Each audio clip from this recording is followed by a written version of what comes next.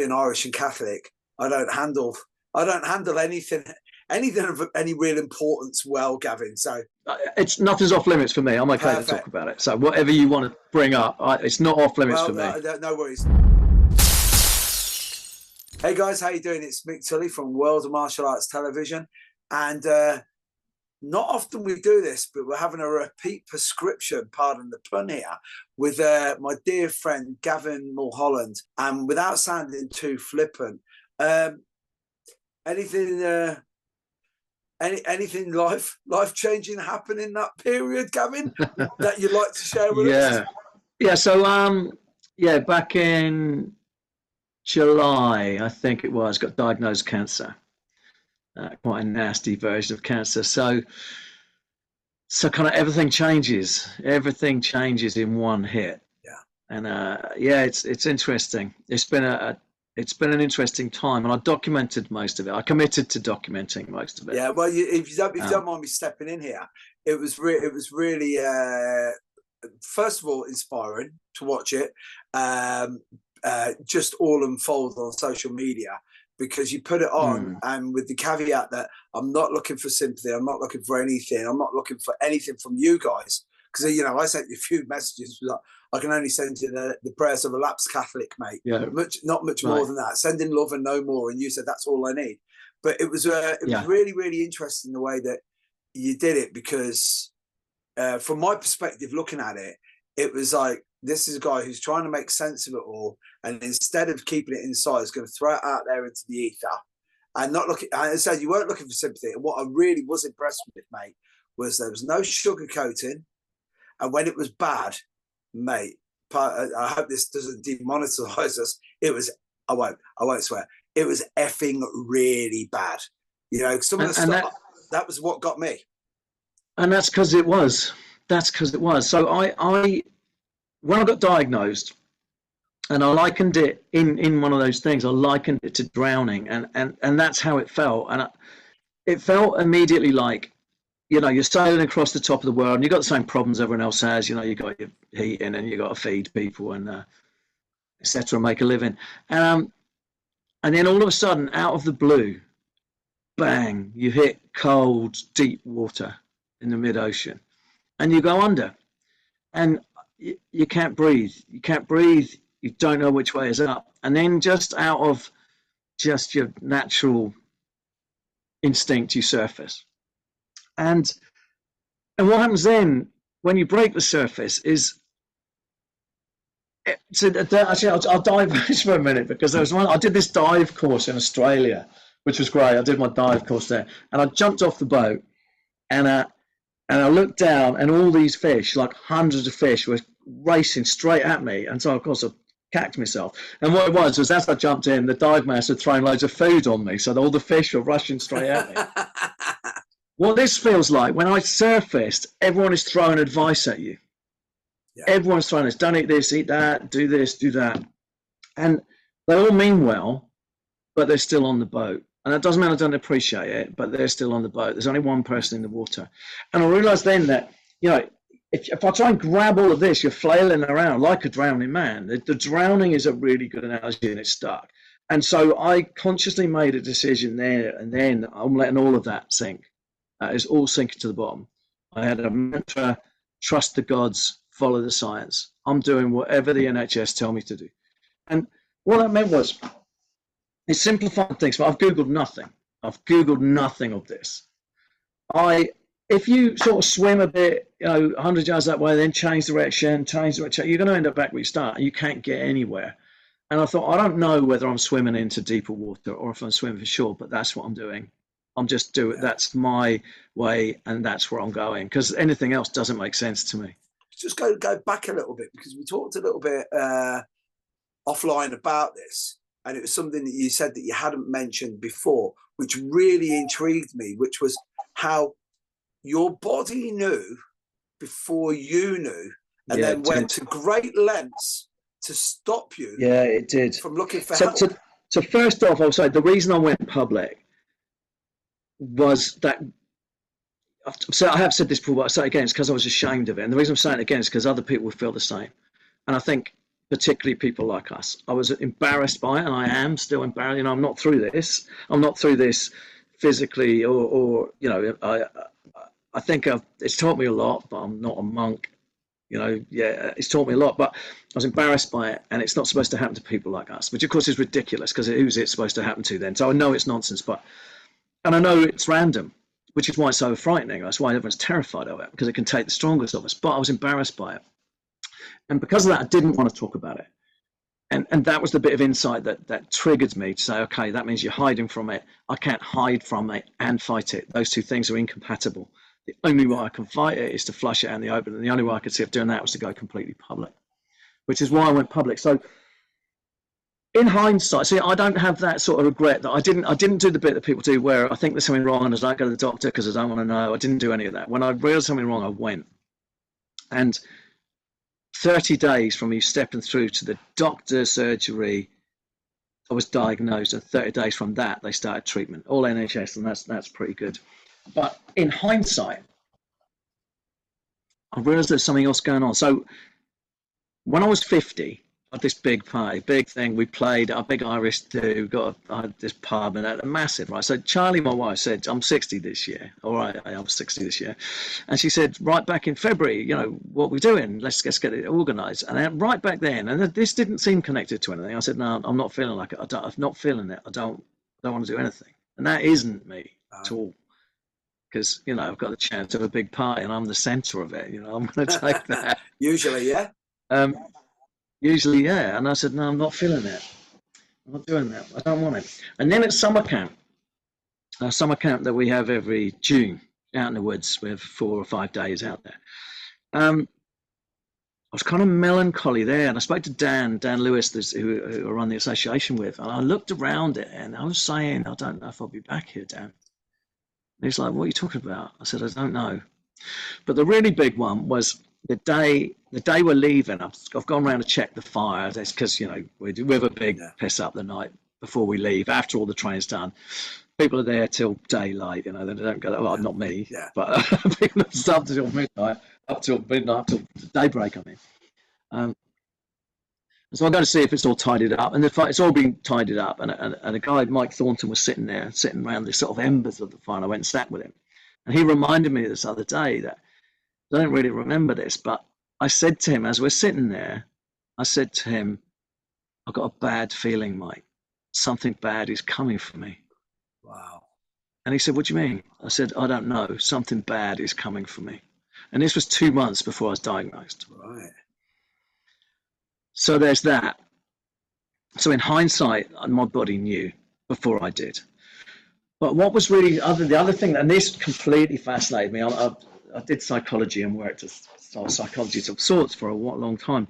And but what I had was radiotherapy and chemo every day, both of them every day. They absolutely kicked shit out of me, absolutely battered.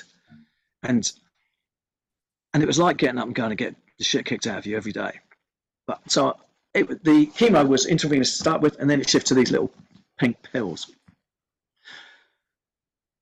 After 2 weeks on that, I went to get these little pink pills, and I felt physically sick just looking at them. Physically sick, like vomiting sick. And I'm holding them in my hands, and I've got, because it's poison, right?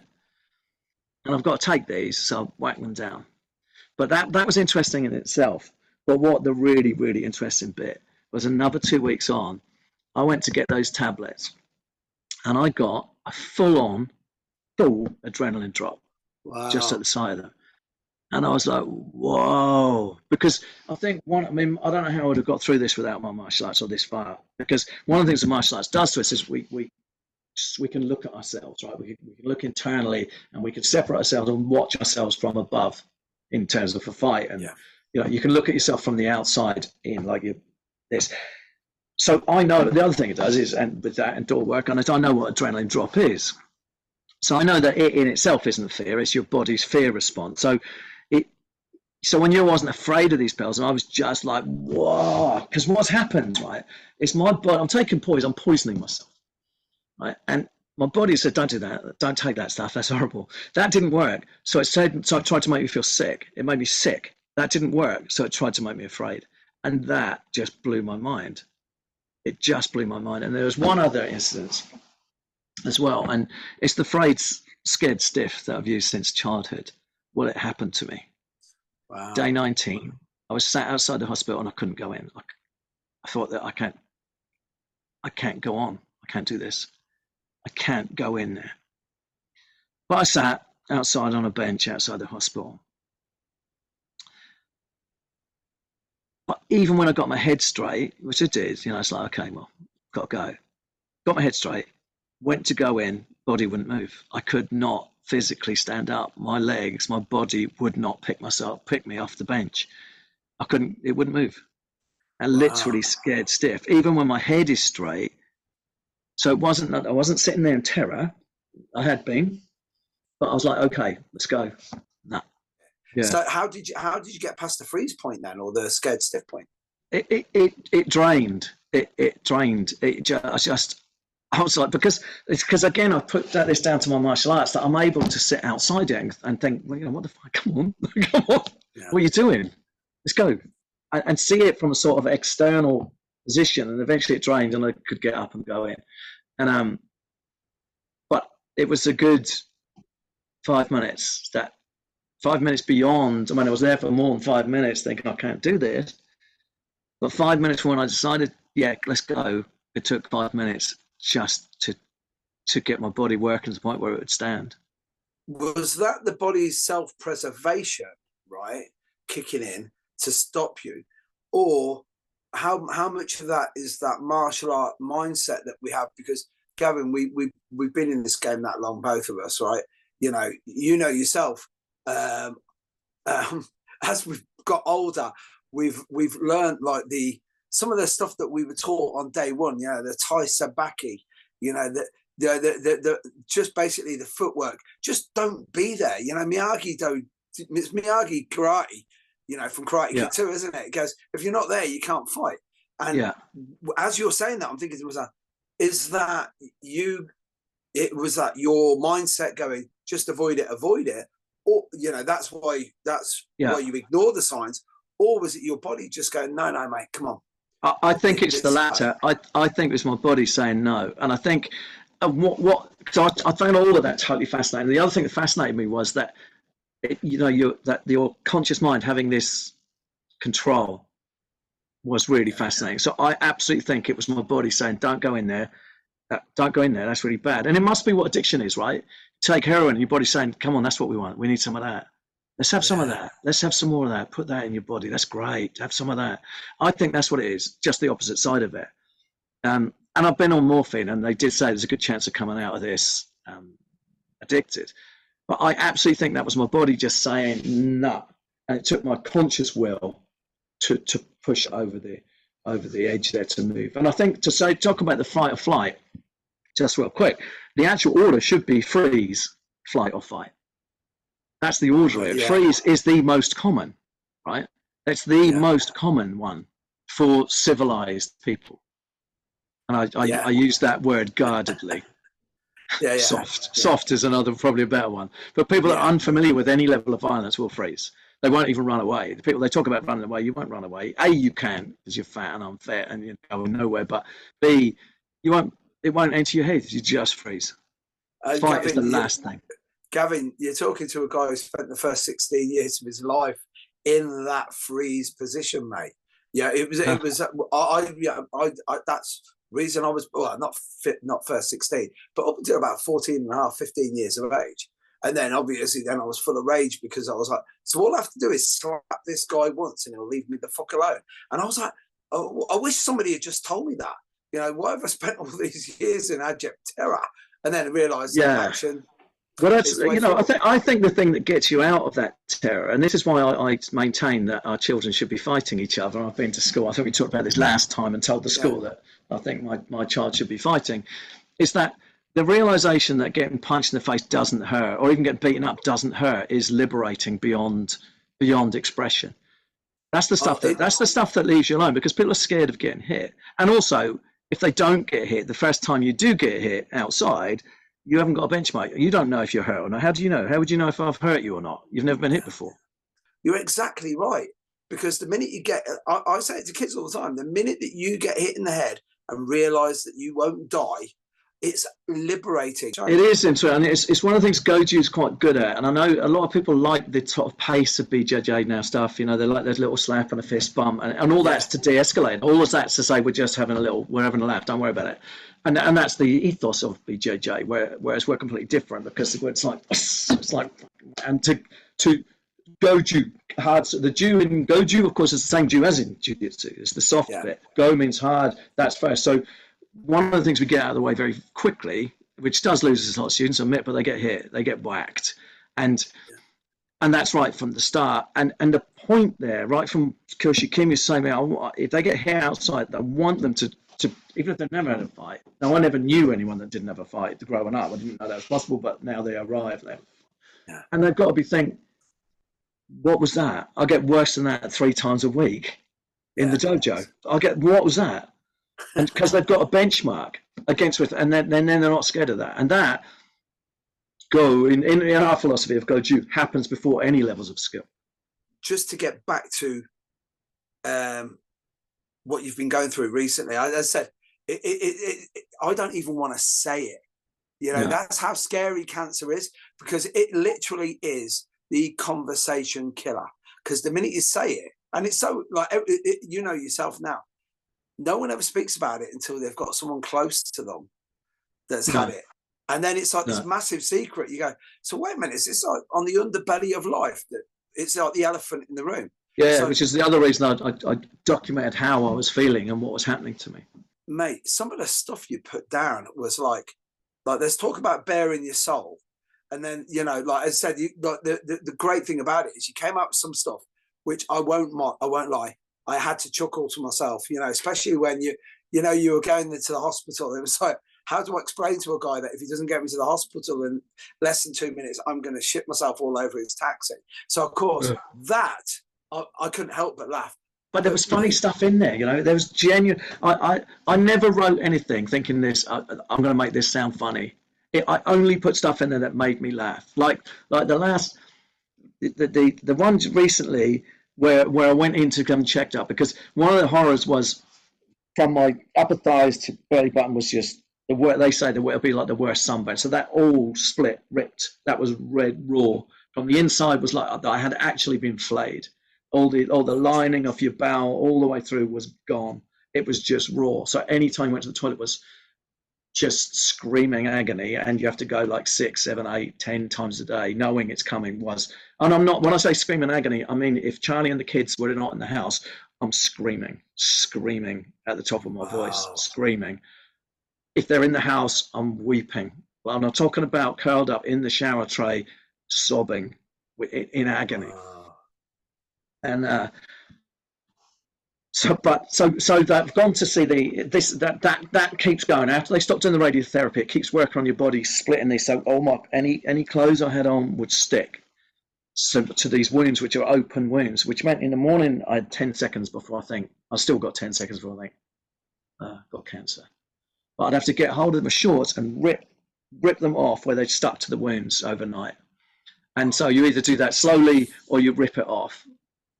Yeah. So you have to make that sort of decision as to how you're gonna do that. So I went to there's not a surgeon, he's a Mr. You know, the oncologist guy, the top guy, and there's also a nurse there with him. So I've gone in there, and he said, how's it going? I said, yeah, I think it's healing up quite well. The skin started to heal up, thankfully, after a couple of weeks after it stopped. It got worse after it stopped, after the radiotherapy stopped. And he goes, can I have a look? So I said, yeah. So trousers around your ankles, you haven't even got the decency of taking them off. You know, you've got 0, you know, it's the most humiliating it could be. So on the bed, he has a little jiggle with my bollocks, has a look around, turns me over my side, and he's had a look, and he's seen the skin. So he's muttering to him, he said, okay. So he looks up at your asshole, he's looking at the skin, see how it's healing. And he said, okay, very nice. So I said, thank you very much. He didn't laugh, right? He didn't laugh. So anyway, so I pull my trousers, I'm going to sit down, and the nurse then says to me, she said, can I ask you something personal? And I pointed at the doctor, and I pointed at the bench. I said, what? more personal than that. More personal than that. Yeah. And then, again, she didn't laugh. And she said, right, well, it's a lot of men have like a problem getting erections, you know, after the sort of the radiotherapy and stuff. Have you had any problems? I said, yeah, the problem I had was not getting erection when I was on the radiotherapy table. And the doctor who'd been radiating, both of them stopped and went, really? I said, no, not really. It was fucking awful. Again, neither of them laughed.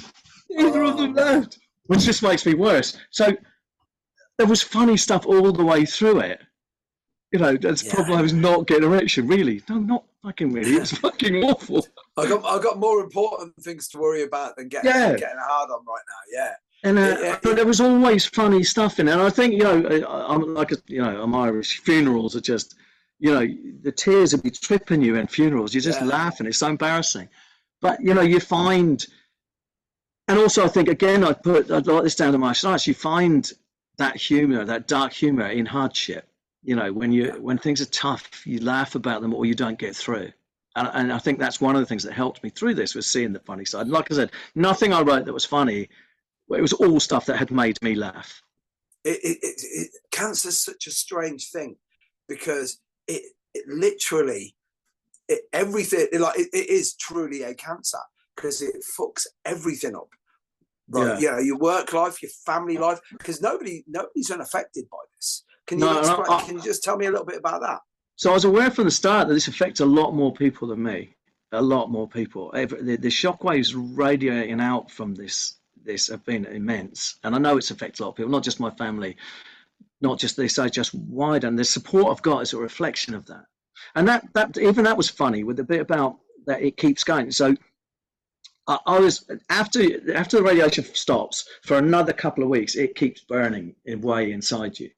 And that was funny also, because I was watching Gordon Ramsay with my boy Tiger, because we're like someone else getting shouted at, you know. And he was cooking steaks, and he said, Gordon Ramsay was cooking steak. He goes, once you've cooked a steak, you've got to take it off the heat. It's got to rest because it's still cooking. And Tiger said, that's you.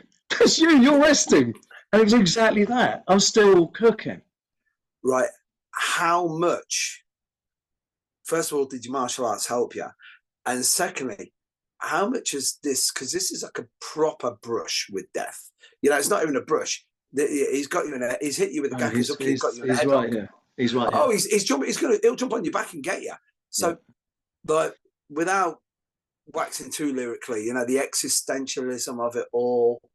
Yeah, how have you got your head around that, and how are you dealing with that? So it is worth saying that this is ongoing. I don't even know if what I've been through has worked, and if it hasn't worked, that's unthinkable, because they can't do it again.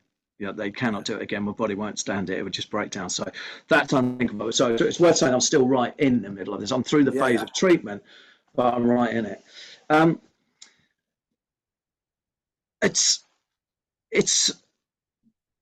don't, like I said before, I think that sort of,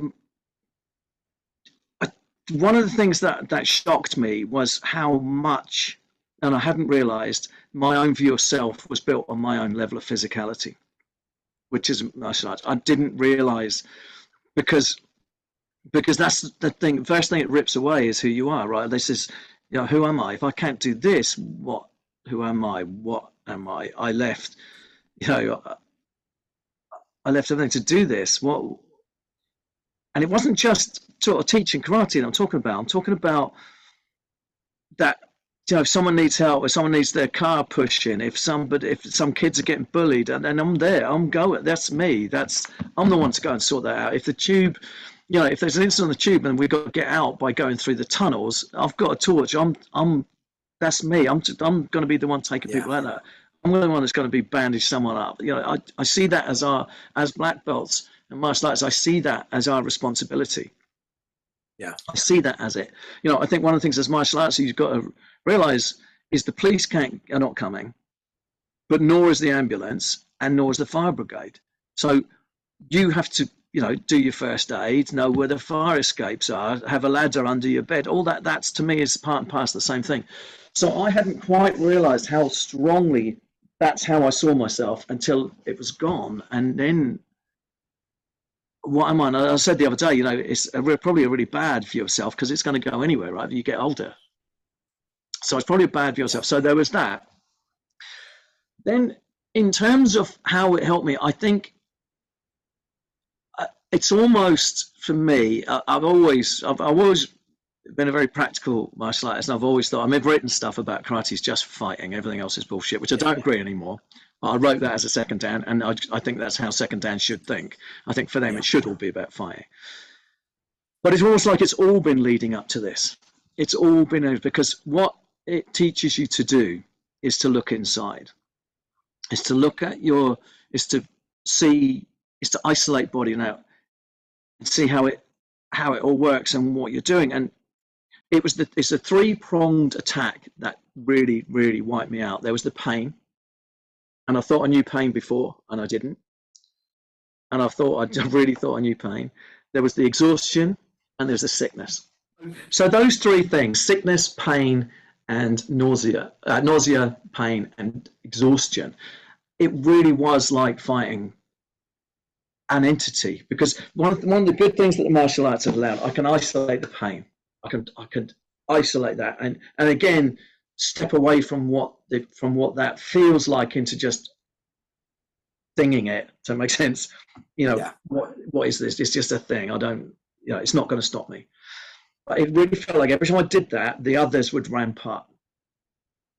I remember getting this big multiple one time I think it was 11 against 3 of us, and one of the 3 was my brother, one of my brothers, John. There was another guy that we were with, and the way these guys were fighting, these 11, there was something that some race thing, although we'd been nothing to do with that. But we came out of the club. They didn't want to let us out of the club because there'd been trouble with these guys in. But I said, we're leaving anyway. There's us 3 and 3 girls. And as soon as we let out, one of them smashed a fence pole over my brother's head. And then, but the way they were fighting, so we were backing up and fighting. They'd isolate one and swarm them. Yeah. And so we were backing up, and then John saw that the guy that we were with had been taken down the road, so we had to run back up and boot our way through that lot and get him and back up, and so they were really trying to swarm us, and that was kind of interesting, because that's what this felt like. Was if I could isolate one, I could isolate pain, exhaustion, and nausea would ramp up. It was like it was physical, and I know I'm saying that through this lens. And if I turn my attention to that, the pain would ramp up, and it was overwhelming. And I feel like if I'd been better martial artist, I could have controlled that better. You know, I could do it to a degree, but I'm not yet good enough. But it was that internal manipulation, and also, also one of my instructor, Koshi Kim, he came and he was talking about, meditating and stuff, which I've been doing to just, but then he was sort of pushing energy around to the pain spots. And I thought I'd sort of doing that anyway, but he just taught me through this breathing stuff. And I thought, yeah, okay. And I'm guilty of dismissing him a little bit, and I shouldn't, because they're always right. Me the way. Yeah, they're always right. So I sort of partly like, okay, you're right, I'll do this. And the pain went away, and I was like, oh my God, what was that? That pain just, it worked. And that is all part of that internal stuff. I'm writing more. I did 4 Shades of Black, which was the book I wrote from up to black belt. I'm just getting towards the end of More Shades of Black, which is taking it to 6th Dan. And it's mostly around the kata and what the naming of the kata implies, and stuff like cipher means flow. And previously I thought that was just the flow of the kata, because it's a beautiful kata, which you always see in tournament. And then as it comes to, that's just the first stage of it. That's the first step of it. The second step of flow is that flow between techniques. And that's different from just putting a sequence together. It's techniques that should work, but you've checked it. You're good at this. So you blocked it effectively. And I don't mean block by block. I mean, you checked what I was doing. So I've got to do something else. So it's this flow around, that cipher. But the last level of flow is this energy flow in your body. That's what the kata is opening the door to. And blocking, and as martial artists, we're trying to block that flow. Now, you can I have to say I don't believe there's anything magical in martial arts, and I do think there's stuff that science hasn't yet sorted out, but I'm 100% convinced it will. There's nothing outside of physics. It's just maybe we don't know it yet, but it will, like chi and all that stuff. It will sort that out. So, kudos to you for how you've dealt with this situation, right? How much of your training has got you? Because mentally, I'll tell you right now, I think I'm pretty tough, but I don't think I'll be able to handle what you've just dealt with. I think I'll be doing a lot more crying. Well, the best bit of advice I got was from Dave Arnold. I don't know if you know him. He's at 8th Dan Daigaku, one of the original guys. And I said to him early on, I want to face this with courage. And he said to himself, well, okay, do that or don't do that. I'm like, what do you mean? He said, well, you can face it with courage if that helps you. And if it doesn't, you can bawl your eyes out every day. All you have to do is face it. And it's a very it's profound, man. It's really profound, and it was the best bit of advice I was given, was just do it. You just got to do it. And I've said before, I've thrown up before a fight, before I've physically thrown up, and gone in and won, and it didn't matter. You just got to do it. And I think so. One of the other things about sort of where the martial arts have helped is, I think, I've said this, I think there is, in the early stages, the Western questioning mindset gets you further quicker in the martial arts. There is a time around third Dan where it gets in the way. And it is around stuff like chi. And what the trade secret is, chi is the word that we use when we run out of English. Yeah. It doesn't work. We don't know what to say. It's not that we know what chi is. It's just that I can show you stuff. Someone will hit you one day from no distance, and you'll be, where did that come from? And they'll say apologetically, chi. It's like, what? And that means they don't know, which is fine. And all the rooting stuff in Sanchin. And so there comes a point where that Western mindset gets in the way, and you have to put it to one side. And I'm not talking about just blindly believing. I'm talking about believing what just hit you, believing your own body, believing what you just felt, and not saying, well, how did that work? Where did that come from? Is it because you placed your foot there? Is it because it's none of that? Because you say, no, it's none of that. And in the end, you'll just say, yeah, well, it's because my foot's there. There's nothing to do with that. It's to do with this internal energy. And you have to trust what you feel. And that really goes back into what I'm saying, that the training, that's trusting what you're feeling of I knew there was something wrong. And when I got diagnosed, it was horrific, but not as horrific as if they'd said, no, I can't find anything wrong. And I know this has happened to a lot of people. You're fine, because I know I'm not fine. I know I'm not fine. I want you to diagnose it. I want you to fix it or kill me or whatever is coming next. That's what I have to face. I don't want you to say there's nothing wrong with me. So I knew there was something wrong, and I could feel it, and I could feel the ebb and flow of my courage and my capacity to go on. In fact, I had 28 days. It was 6 weeks because I had weekends off, which were just waiting for it to happen again. There's nothing off about it. It's literally like going to get tortured. Like I can't, it was like, so having the weekend off before you go in on Monday really isn't a weekend off. It's great that you have to go, but all your mind is on that. That's what you're going to have to go back and face that again. And the parallels with the 30 man were so close to me. Yeah. If I get through this, I've got this tattoo I'm going to do on my inner forearm, which is, do you know the 5-bar gates, the tallied gates? Them. I'm getting 28 of those done, but day 5 and day 19 will be in red, because that's where I crumbled. That's where I just couldn't. Those were the two that rocked me. And Dan Lewis, do you know Dan? I don't know if you do. So Dan Lewis, he runs DKK with me. He's out in Bristol way, and I just texted him that day on the day 19, and I said, major wobble. And he just messaged back, Sergeant Wibble. Yeah. Well, do you know what?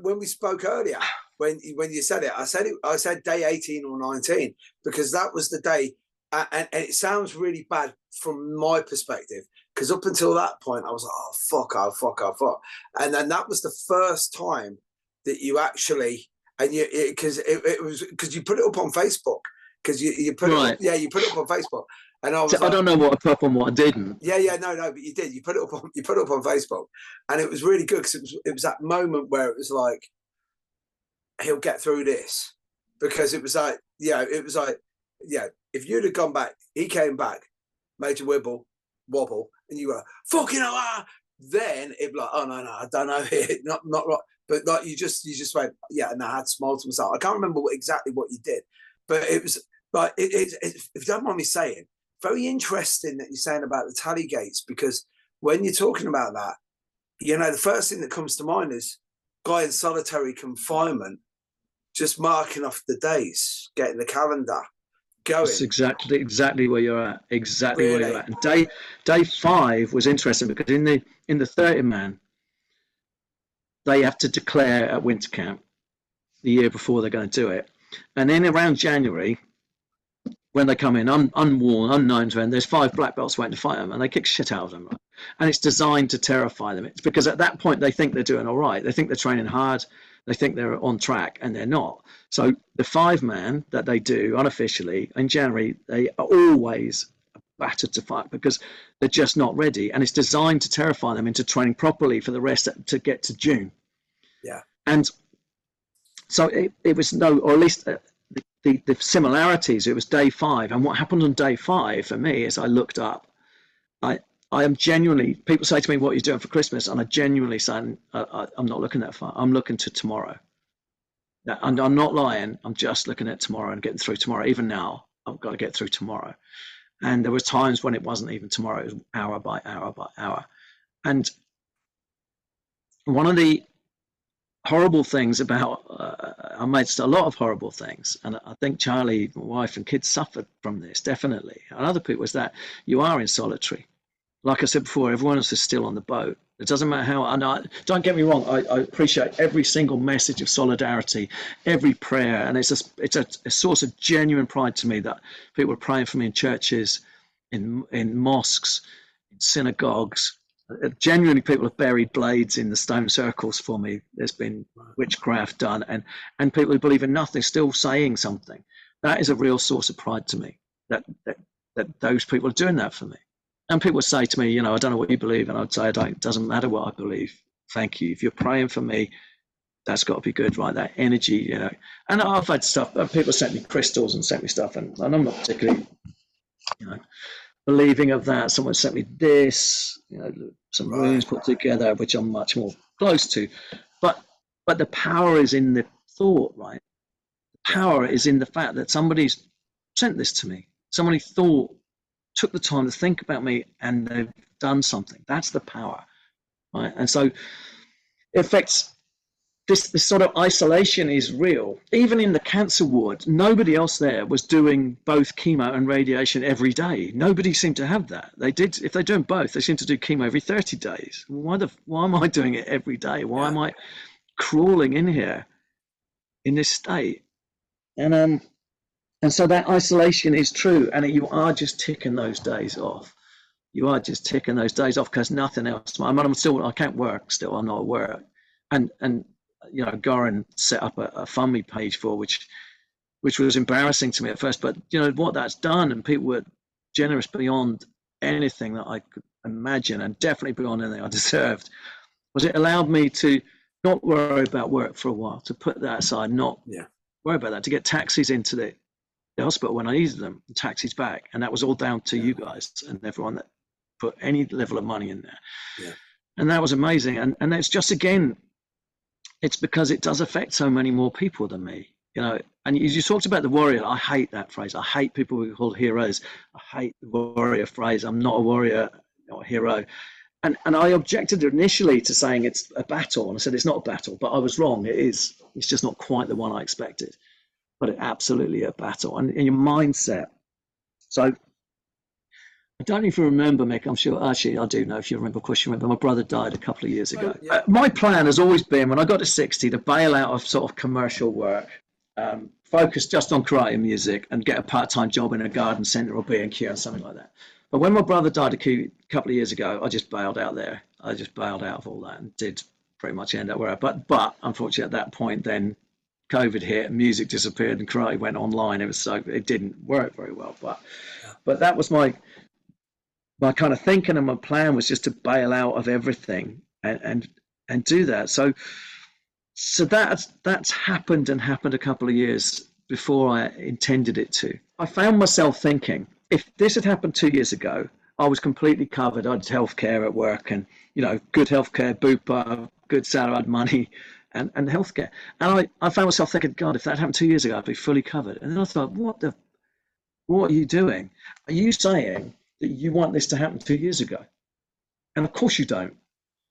Of course you don't. Not only do you not want it 2 years ago, but their science is 2 years further on. So that's the battle with your mind. So which one do you go with? Oh God, for me, I was all covered 2 years ago, or don't be a tosser, it's 2 years, medical science is 2 years further on. That's the battle. And the real battle, the warriors are the NHS. They're the warriors are the people that are fighting this, that's their livelihood and their life. They're the warriors. I still don't like the term there, but if anyone is, it's them, right? And I feel guilty because these are the people that we kick around and chuck their books on the floor when they're going and take the piss because they're doing the homework, right? And now I need them. And that's very, so that's the people that are fighting it, not me. I'm not fighting it. I've got no capability of fighting it.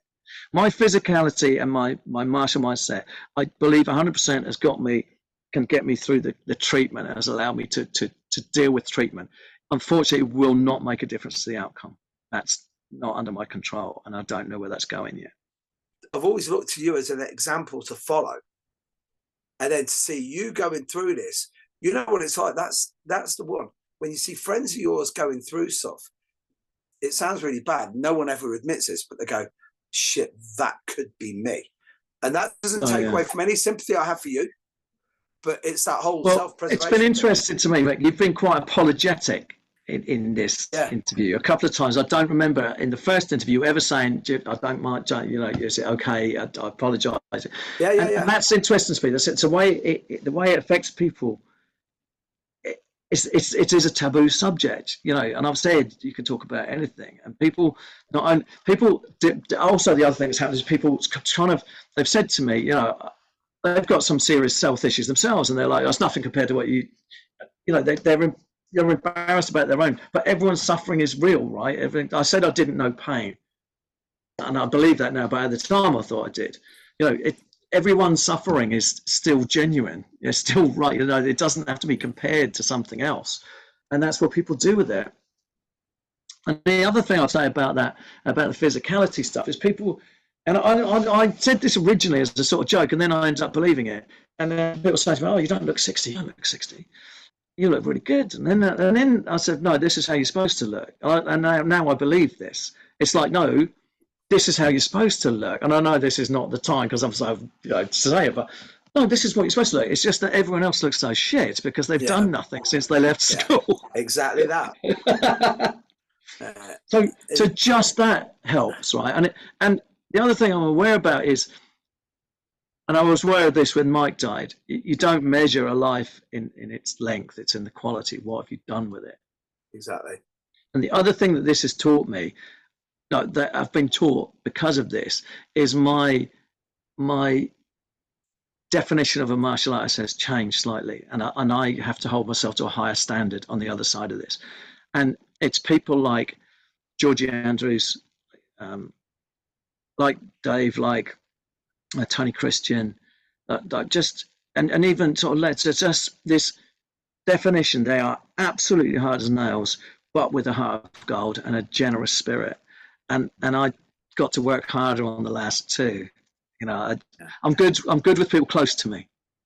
Yeah. But what I've realised is that people, a lot of people not close to me have put a lot of money in the pot, or they've just messaged and stuff. And I have to hold myself to that standard, that higher standard of widening that ring. I mean, I've sort of heard the phrase before, but anyone can be nice to their friends, right? Anyone can love their family. That's you're not doing anything. Yeah. But push that a little bit further out, and that's when it really kicks in. And I will hold myself to that higher standard on the other side of this, because I've been shown. I've said to before, all I've done is hit people and be nasty to people all my life, and all I've got back is love. It's just just bizarre. It's paradox, right? You were saying about the apologetic thing, but I wanted to make sure, first of all, that you were cool and everything just online. But then when we're doing this, it's been a bit funny for me. I won't lie to you, because it's like, I hope that everything works out and it's great. But as you were saying, you don't know. And this is the thing. And I only came to this literally realization, as you said to me, Mick, it's quite interesting. You've apologized. And I'm thinking, fuck, man, he's right.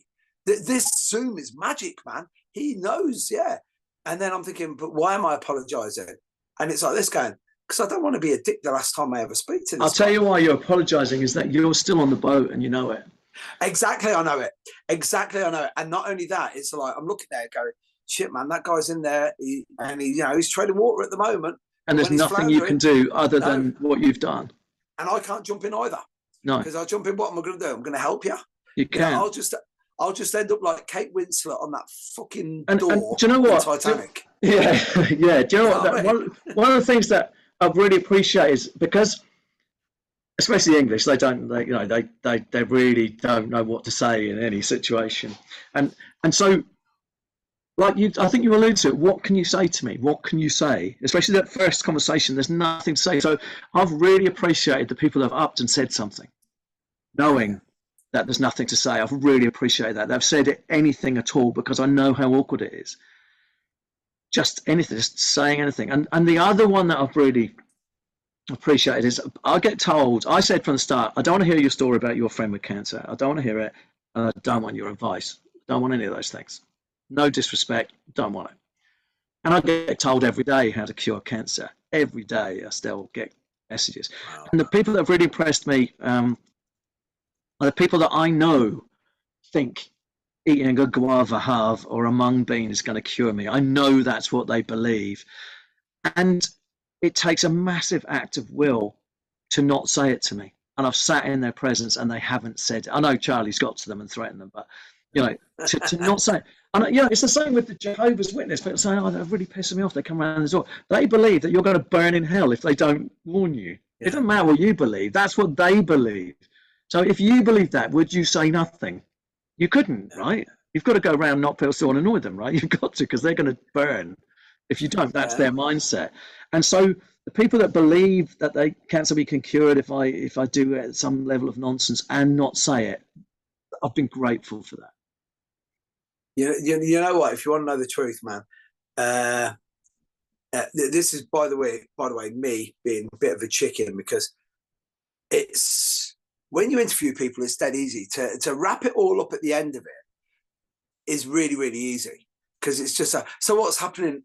So future plans, what's going on? Yeah, well, you see yourself in 5 years' time. Exactly that shit, right? So there's no easy way to wrap up something like this. All it is, first of all, wonderful to see you, right? If there is anything like anybody, like I think you've covered everybody, thanks wise and everything like that. But well, that has to go to everybody. The breadth of it, beyond sort of karate, beyond goju, throughout martial arts, just that I really felt that people coming together and just words of encouragement, and. We talked about death, Sanjay. Now, I don't fear death. I genuinely am not scared of death, but I am scared of the consequences of this not working. That's what scares me, not death. There's worse things. And to have the level of support that people said, I'm not talking about just financial, although you can't get away from that. I have needed that. And it's embarrassed me a bit, but I sort of my first reaction, no, I don't know, but I do. And so that's been brilliant. But every message of support, every prayer, every sign of solidarity has genuinely lifted me. So this is the first time I've known that prayer has power. First time I've known it, and I don't pray myself, but I know those things have power, because because they've lifted me. Just knowing people are doing those things have lifted me. So view and some of the gifts, you know, the stuff that people are giving, it's just beyond. Like I said, I need a higher standard. People are giving me, like, I've had a gift tokens for like cinema and a Nando's, just brilliant for when I feel better. Yeah. Like someone sent me stuff to redo the guitar. Someone redid the bike. Someone came in and did a bit of work on the house. Someone like yourself that said, just came around and said, look, is there anything I can do? The house needs doing. I said, well, there is one thing. You know, just people giving of themselves to do something, and people bringing food around. That was amazing. Just bringing food. Yeah. You know, bringing those the Dish Dash Galabrea clothes, because they didn't stick to me in the way other clothes did. But with you, because you've always been so stoic and you've always been so like right down the line on it, it's been inspiring to watch for the simple reason, yeah. If I don't ever want anything like this, but if I had to deal with it, about 10% of like just it sounds mad when I say this. I don't want to sound cliche. But you know what you were saying, yeah, you wanted to face it with courage, right? But what it was is it was courage under grace. You know what I mean? Grace under fire, where it's like all this shit's going through, and you know what? If you want to know, this is the bit that you'll get, Gavin. It's like because it's mad. Because to me, you're just still Gavin Mulholland. You're the same fucking guy. But the crazy thing is, I rewatched our first interview, Right. and it's like.